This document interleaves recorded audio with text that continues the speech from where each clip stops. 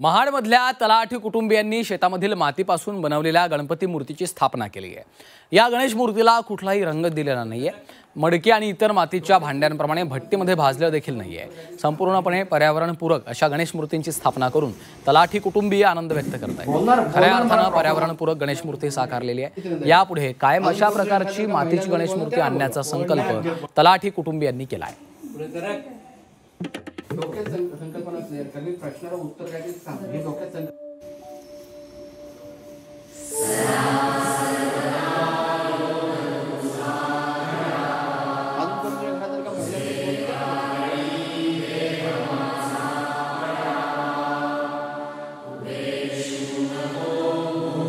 Eco friendly आहे आणि त्याच्यात कुठल्याही प्रकारचा कलर नाही। आपल्या इकडची माती आहे आणि ती माती आम्हाला जास्ती भावते।